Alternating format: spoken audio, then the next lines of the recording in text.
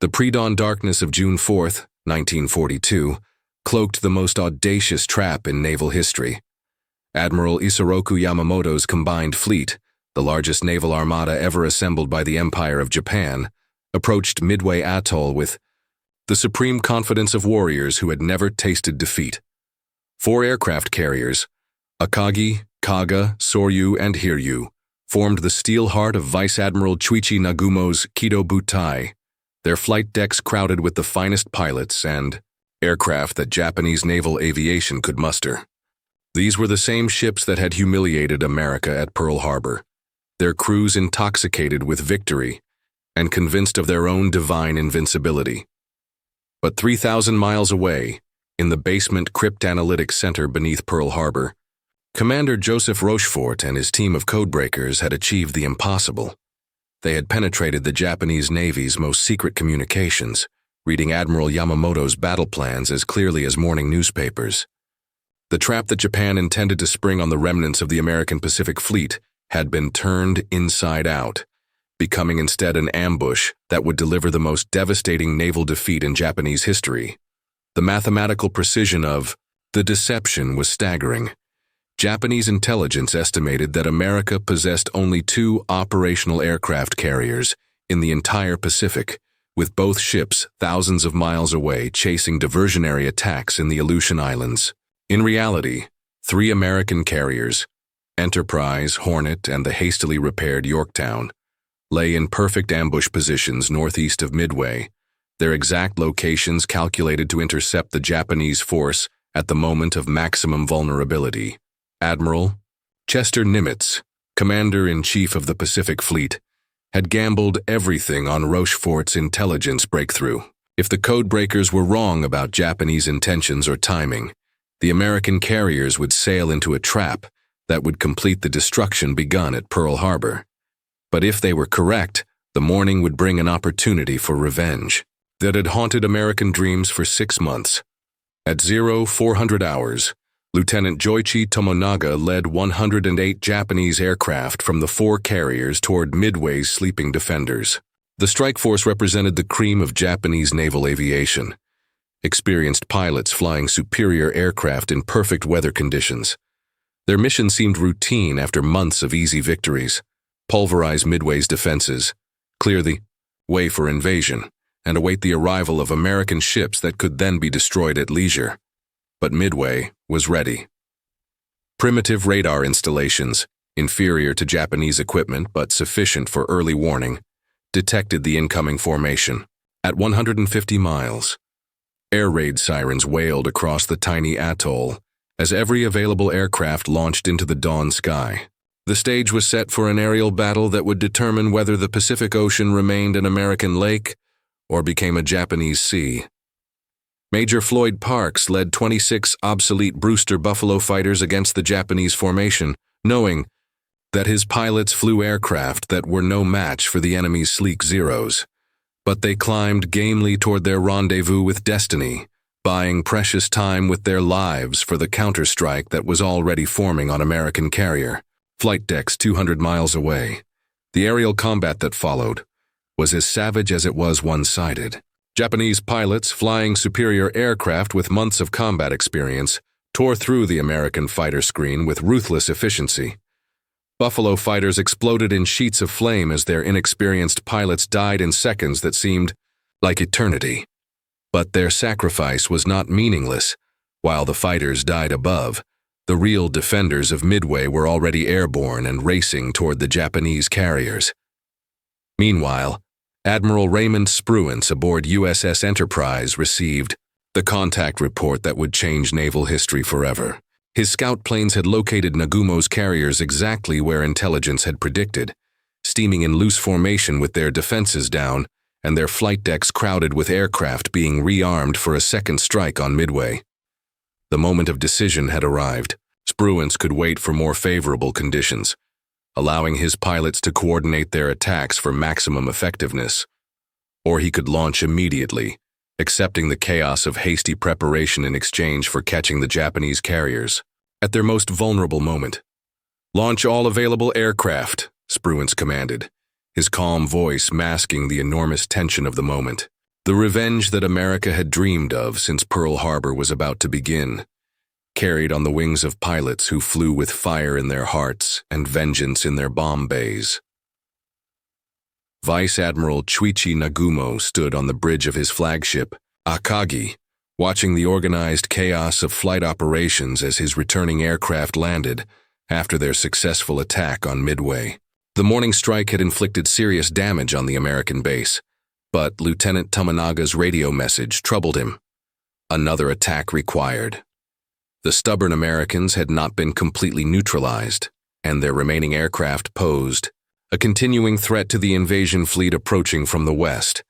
The deck below him resembled a carefully choreographed ballet of destruction as flight crews worked frantically to rearm the returning aircraft for a second strike on Midway.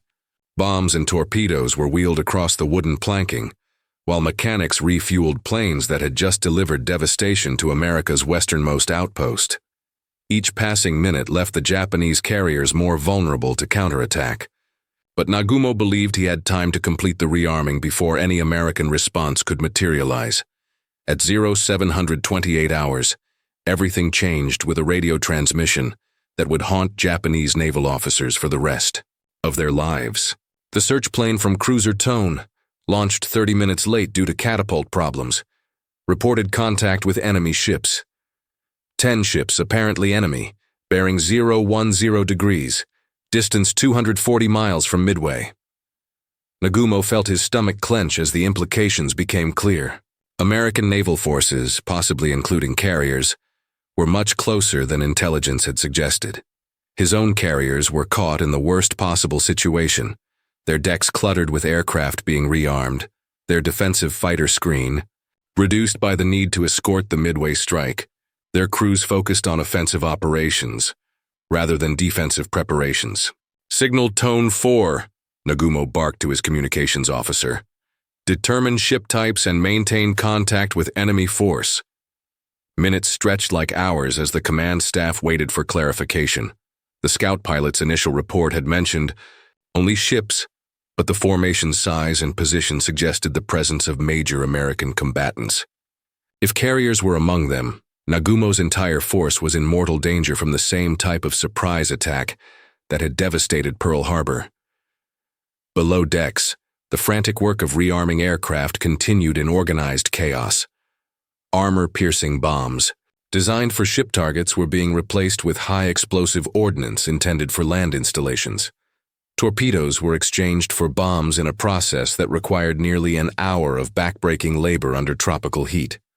Each minute that passed left the Japanese carriers more exposed to the counterattack that everyone now sensed was coming. According to official records maintained by the National World War II Museum, these strikes found their targets, and with the discarded explosives laying on the flight deck, the first 3 carriers were set ablaze in minutes. But at this moment, disaster still seemed avoidable if swift action could be taken. At 0745 hours, the scout's voice crackled over the radio again with news that brought momentary relief. Enemy fleet consists of 5 cruisers and 5 destroyers. Nagumo exhaled slowly. Cruisers and destroyers posed no immediate threat to his carriers. The rearming could continue, and once complete, he would launch a devastating attack that would eliminate both Midway and any American surface ships foolish enough to challenge the Emperor's navy. But relief turned to cold dread 20 minutes later, when the same pilot transmitted a correction that would seal the fate of 4 Japanese carriers. Enemy fleet includes what appears to be a carrier. A carrier. The words struck the Japanese command staff like physical blows. Somewhere beyond the horizon, an American aircraft carrier was probably launching its own strike aircraft at that very moment. The hunters were about to become the hunted, and Nagumo faced an agonizing choice that would determine the outcome of the Pacific War.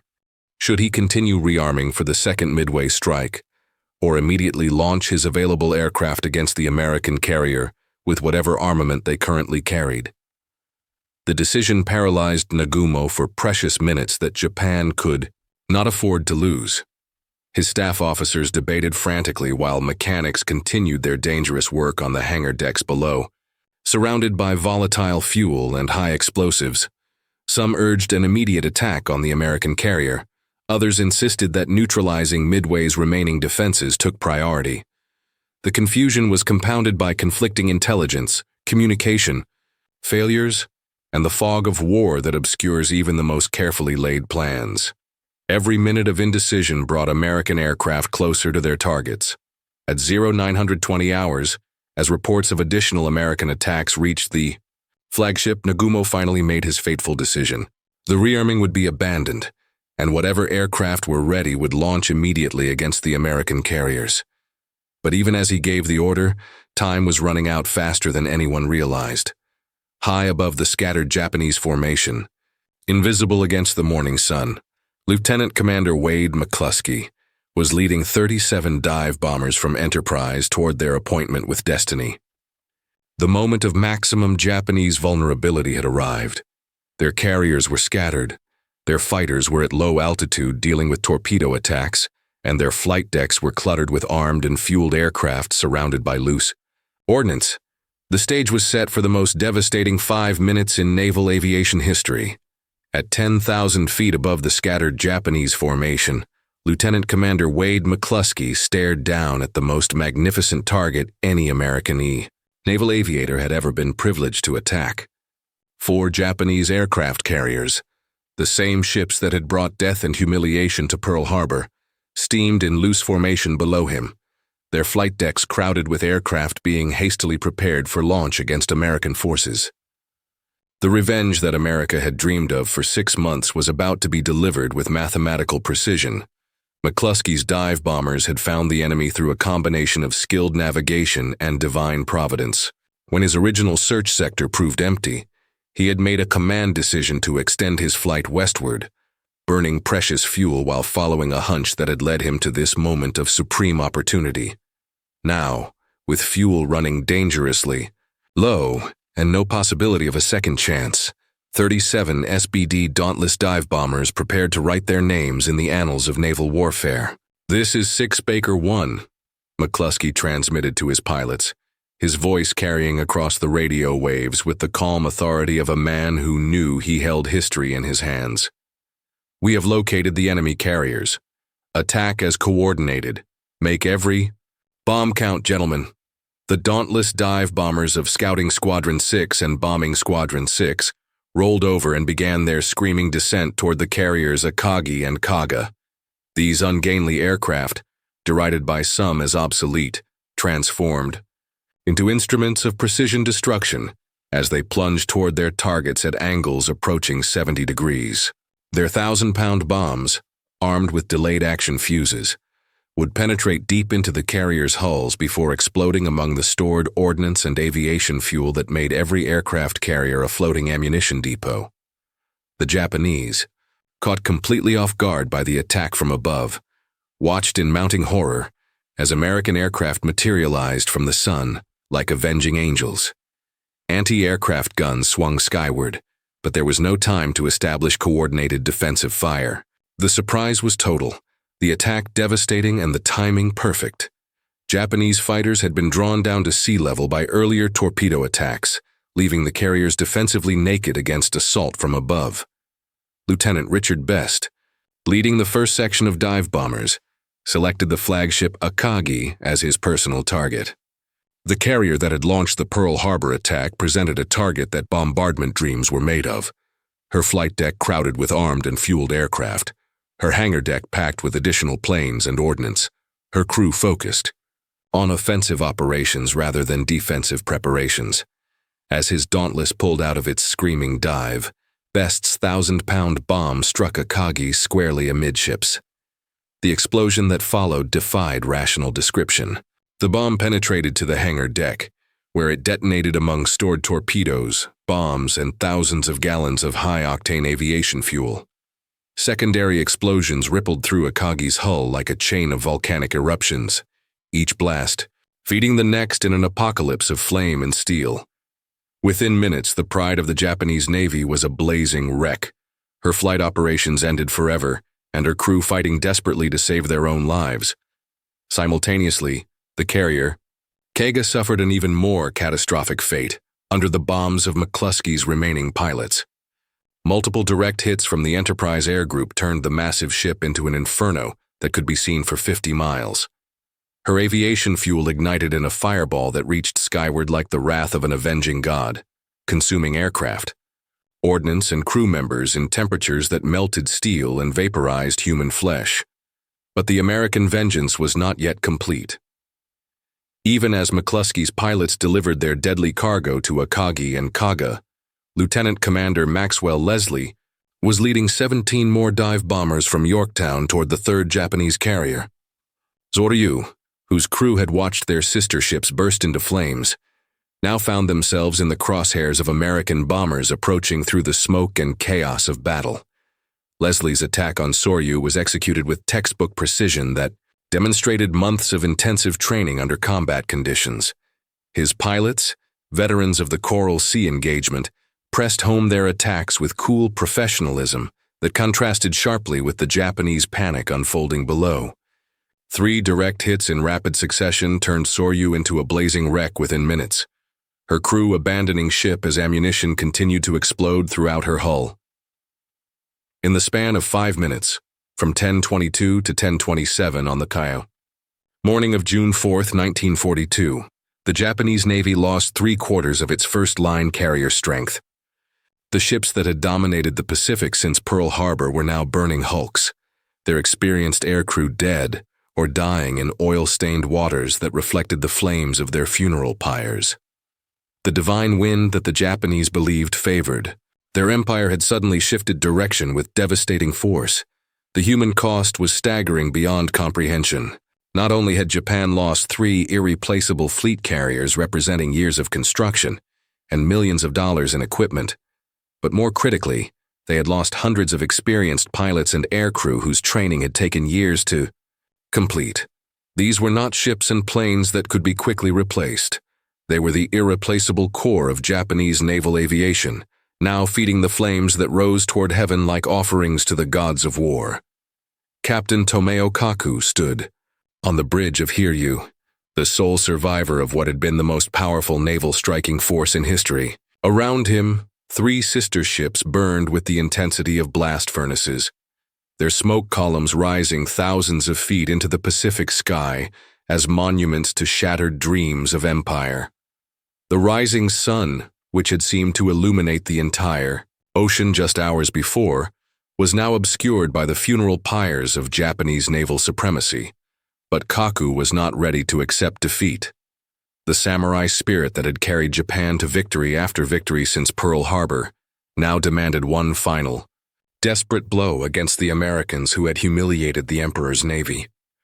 Hiryu remained operational despite the catastrophe that had claimed her sisters, and from her scarred flight deck, the remnants of Japanese naval aviation would launch their last coordinated attack of the battle. "Prepare all available aircraft for immediate launch," Kaku commanded, his voice carrying the weight of a man who understood that he was ordering the final act of a naval tragedy. 18 Aichi dive bombers and 6 Zero fighters represented all that remained of his once mighty air group, but they would carry with them the concentrated fury of a proud nation facing its first major defeat since the Mongol invasions of the 13th century. Lieutenant Michio Kobayashi, veteran of Pearl Harbor and countless victories across the Pacific, led the strike force as it climbed slowly into the afternoon sky. Behind them, the carriers that had made Japanese naval aviation legendary continued to burn, their hulks settling deeper into the Pacific as internal explosions tore apart their steel frames. The irony was bitter beyond expression. These same aircraft types had achieved complete surprise over Pearl Harbor, devastating the American fleet while losing only a handful of planes. Now they flew toward what everyone understood would be a suicide mission against alerted and determined defenders. Their target was USS Yorktown, already damaged from the Coral Sea battle, and now caught vulnerable while her own aircraft were away, delivering destruction to the Japanese fleet. The American carrier, her experienced crew led by Captain Elliot Buckmaster, represented the closest available target for Japanese revenge, and her destruction might salvage something from the day's catastrophe. Yorktown's radar detected the incoming strike at 40 miles, giving Buckmaster precious minutes to prepare his ship for battle. The veteran crew, many of whom had survived Pearl Harbor and fought at Coral Sea, moved with practiced efficiency as they prepared to face the enemy's dying fury. Fuel lines were drained to prevent fires, ammunition was secured in protected magazines, and damage control parties took their positions throughout the ship's hull. At 1200 hours, Kobayashi's dive bombers arrived with all the concentrated hatred that Japan could muster. They plunged toward Yorktown through a curtain of anti-aircraft fire that turned the sky black with bursting shells, their pilots demonstrating the skill and courage that had made Japanese naval aviation legendary. Throughout the Pacific, the American gunners, veterans of months of desperate fighting, poured everything they had into the attacking formation. The first Japanese bomb struck Yorktown near her island superstructure, penetrating deep into the carrier's hull before exploding, among the ventilation systems that provided life-giving air to her compartments below decks. The blast knocked out several boilers and reduced the carrier's speed to 6 knots, leaving her vulnerable to follow-up attacks while her engineering crews fought desperately to restore power to critical systems.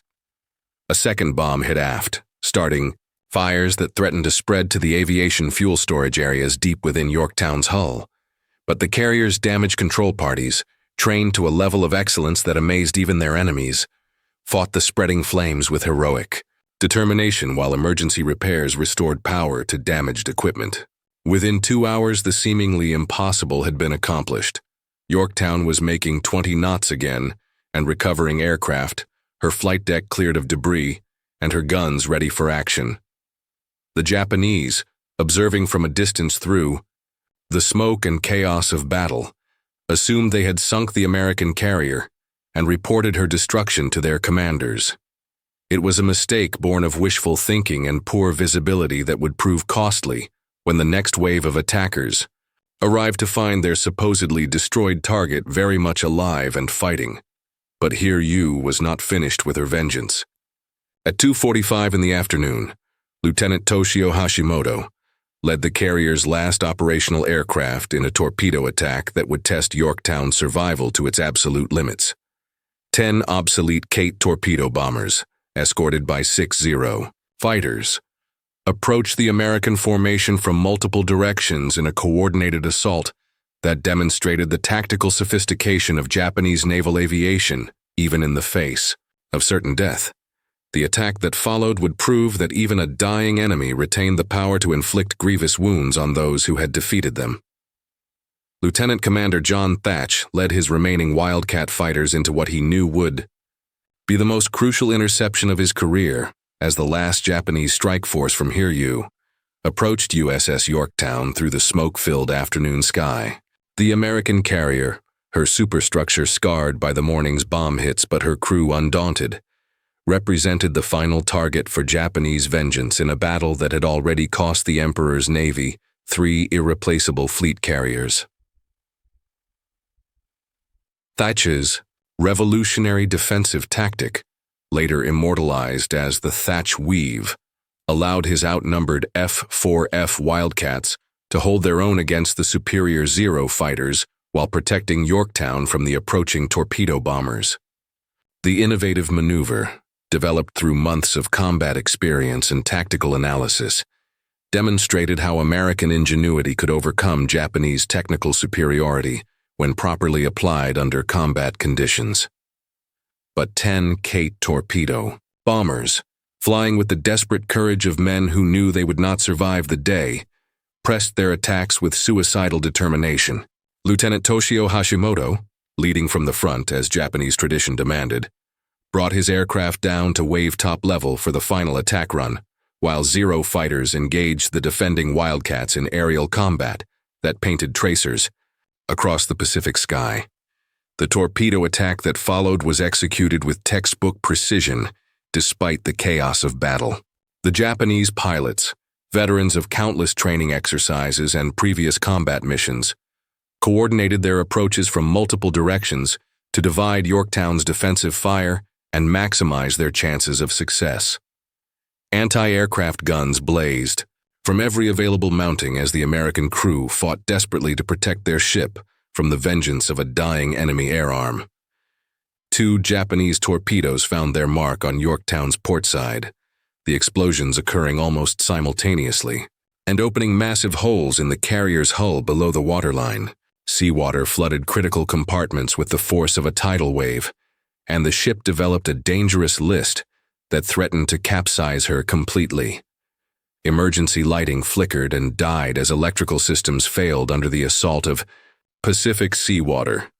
Captain Elliot Buckmaster, standing on his bridge as damage reports flooded in from throughout the ship, faced the most agonizing decision of his naval career. Yorktown was settling by the head with a severe list to port, her compartments flooding faster than the pumps could handle the incoming water. The carrier that had contributed so much to the morning's victory over the Japanese fleet was now fighting for her own survival against the inexorable forces of physics and the sea. "All hands, abandon ship," Buckmaster finally ordered, his voice heavy with the grief of a captain losing his command. "This is not a drill. All hands, abandon ship immediately." The evacuation of Yorktown proceeded with the disciplined efficiency that characterized American naval operations throughout the Pacific War. Sailors formed orderly lines at boat stations, while damage control parties made final attempts to save their ship. Life rafts were launched into the oil-stained waters, as the crew that had served so valiantly prepared to leave their floating home to the mercy of the Pacific Ocean. As Yorktown's crew took to the lifeboats, Admiral Frank Fletcher transferred his flag to the cruiser Astoria, leaving tactical command of the American force to Admiral Raymond Spruance on Enterprise. The loss of Yorktown was a severe psychological blow to American morale, but it had not materially affected their striking capability. Enterprise and Hornet remained fully operational, and their pilots were already preparing to eliminate the last Japanese carrier. Meanwhile, the human drama unfolding around Yorktown's hull demonstrated the brotherhood that bound American sailors together regardless of rank or assignment. Destroyers moved close alongside the listing carrier to rescue survivors from the water, their crews risking their own ships to save shipmates who had fought so courageously throughout the day. But Yorktown was not yet finished with her contribution to the battle. As her crew abandoned ship, the carrier refused to sink, her designer's attention to damage control and compartmentalization keeping her afloat despite catastrophic flooding. The image of the abandoned but still floating carrier, her battle ensign, streaming in the Pacific breeze became a symbol of American determination that inspired newspaper editorials and magazine covers throughout the nation. The sacrifice of Yorktown's crew had not been meaningless. Their morning strike against the Japanese carriers had contributed to the destruction of 3 enemy ships, while their afternoon ordeal had absorbed the last coordinated attack that Japanese naval aviation could mount. The carrier might be lost, but her air crews had delivered blows that would cripple Japanese offensive capability for the remainder of the Pacific War. As evening approached over the battle-scarred Pacific, only 2 operational aircraft carriers remained in the entire theater of operations, Enterprise and Hornet on the American side, and the solitary Hiryu still flying the Rising Sun battle flag. The final act of the naval drama that would determine control of the Pacific Ocean was about to begin, with both sides knowing that the next few hours would decide whether Japan's advance would continue or be stopped cold by America's merciless answer. As the Pacific sun climbed toward its zenith on June 4th, 1942, Admiral Raymond Spruance faced the moment that would complete America's revenge for Pearl Harbor and determine the future course of the Pacific War. Reports from his scout planes confirmed what every American sailor prayed to hear: the Japanese carrier Hiryu, last survivor of the force that had attacked Hawaii 6 months earlier, had been located and was vulnerable to attack. Lieutenant Commander Earl Gallagher, veteran dive bomber commander from Enterprise, received the coordinates that would guide him to naval aviation immortality. His 24 SBD Dauntless dive bombers, their crews exhausted from a day of continuous operations but sustained by the righteousness of their cause, prepared for the mission that would eliminate the final Japanese carrier and complete the destruction of enemy naval aviation in the Central Pacific. The tactical situation was perfect for American success, but desperate for Japanese survival. Hiryu's escorts had been reduced to a handful of destroyers, her fighter cover had been expended in previous attacks, and her flight deck bore the scars of hasty operations conducted under extreme combat pressure. Captain Kaku, commanding the last operational Japanese carrier, understood that his ship was doomed, but was determined that she would die fighting. At 1700 hours, as the sun began its descent toward the western horizon, Gallagher led his formation toward Hiryu's position, with the methodical precision that characterized American naval aviation at its finest. The approaching strike represented not just tactical necessity, but also historical justice. The same aircraft types that had devastated 3 Japanese carriers that morning would now deliver the coup de grace to their final sister ship.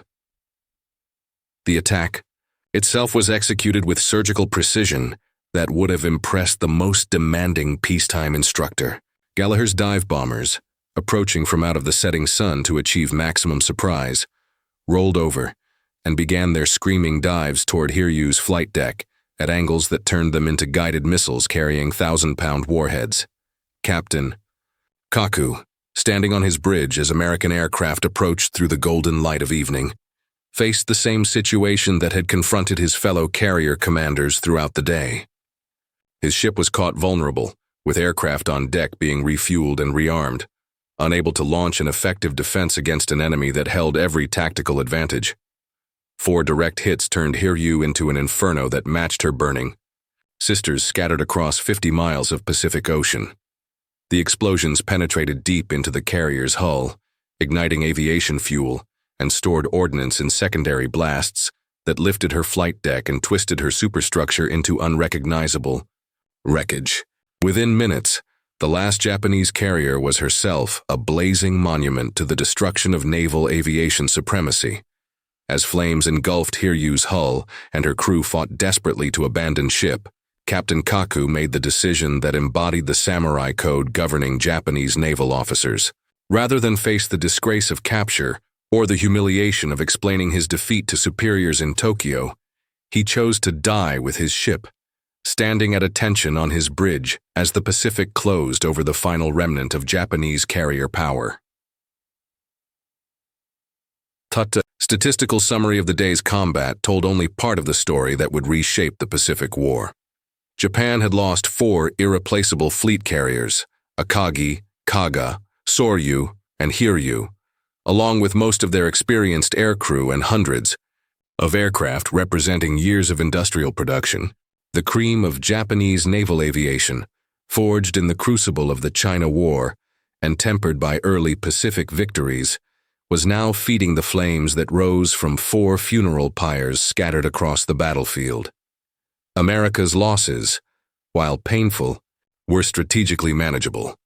Yorktown had been abandoned but not yet sunk, and her experienced aircrew had been rescued to fight another day. More importantly, Enterprise and Hornet remained operational with their air groups intact, ready to continue the offensive that would carry American forces across the Pacific toward the Japanese home islands. According to analysis preserved in Nafurei's official Navy records, the Battle of Midway effectively ended Japan's ability to prosecute an offensive war in the Pacific, transforming the conflict from a series of Japanese advances into an American crusade for ultimate victory. The 4 burning carriers had taken with them Japan's dreams of Pacific domination and ushered in an era of American naval supremacy that would last for generations. As darkness fell over the smoke-stained Pacific, the strategic balance had shifted, irreversibly in America's favor. Japan's carrier decks burned as Midway delivered its merciless answer to the arrogance that had launched the Pearl Harbor attack, proving that free nations aroused to righteous anger possessed both the will and the capability to overcome any tyranny that dared to challenge their survival. The dawn of June 5th revealed a Pacific Ocean transformed by 24 hours of naval warfare that had rewritten the strategic balance of World War II. Where the previous morning had witnessed the approach of the most powerful carrier force in history, now only burning hulks and oil slicks marked the graveyard of Japanese naval aviation. 4 aircraft carriers, the pride of the Emperor's Navy, and the instruments of Pearl Harbor's humiliation, rested on the ocean floor 3 miles beneath the surface, taking with them Japan's dreams of Pacific dominance.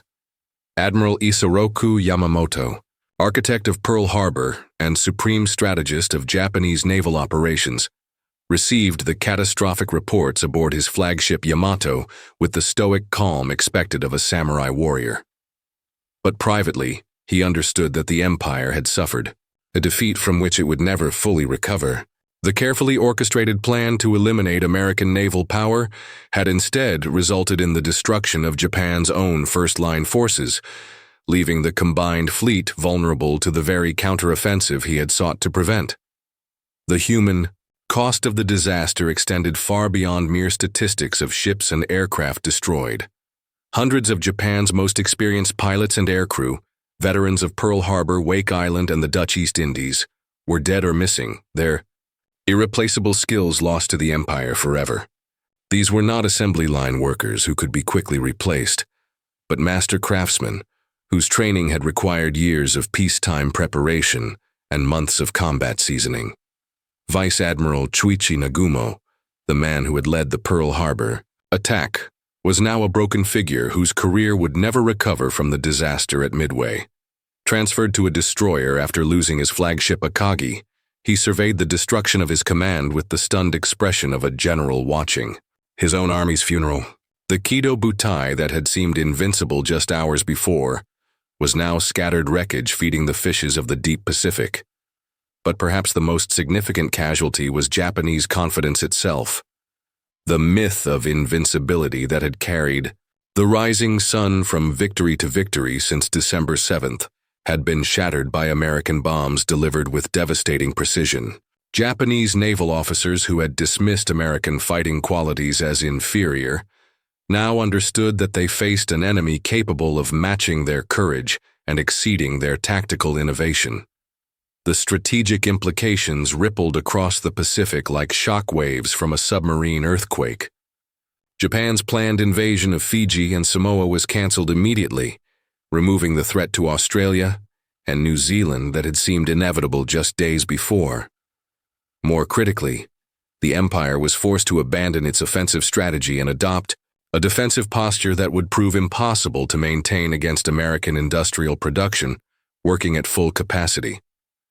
Yamamoto himself understood the mathematical certainty of Japan's eventual defeat.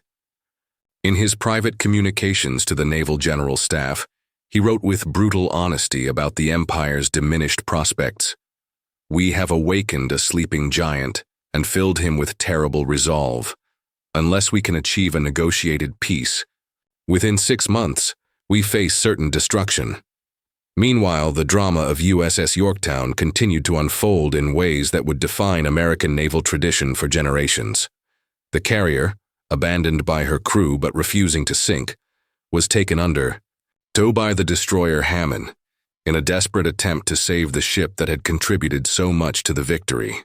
For 3 days, salvage crews worked around the clock to repair the torpedo damage and restore the carrier to fighting condition. Their heroic efforts were ended on June 7th, when the Japanese submarine I-168 penetrated the destroyer screen and torpedoed both ships. Hammond sank immediately with heavy loss of life, while Yorktown finally succumbed to her wounds after a battle that had lasted nearly a week. She slipped beneath the waves with her battle ensign still flying, a testament to the spirit that had transformed defeat at Pearl Harbor into victory at Midway. The broader implications of the American victory extended far beyond the immediate tactical success. The Battle of Midway had validated the strategic decision to prioritize aircraft carrier construction over battleships in the American naval building program. The lesson was unmistakable. In the Pacific War, aviation would be decisive, and the nation that could build and man the most carriers would ultimately prevail. American shipyards, already working at maximum capacity, received orders for additional Essex-class carriers that would tip the naval balance irreversibly in America's favor. Meanwhile, Japanese industrial capacity, strained by years of warfare and limited by geography, could not hope to replace the carriers lost at Midway before American numerical superiority became overwhelming. As the sun set on June 7, 1942, The Pacific War had been fundamentally transformed. Japan's advance had been stopped cold by Midway's merciless answer, delivered with precision bombing that turned 4 proud carriers into funeral pyres visible for 100 miles. The rising sun, which had seemed to illuminate the entire ocean for 6 months, was now setting behind pillars of smoke that marked the beginning of the Empire's long retreat toward ultimate defeat. The sleeping giant had indeed awakened, and its terrible resolve would carry American forces across thousands of miles of hostile ocean toward a final victory that would reshape the entire Pacific region. Japan's carrier decks had burned, and with them, the dreams of an empire that had dared to challenge the industrial might and moral determination of the United States of America.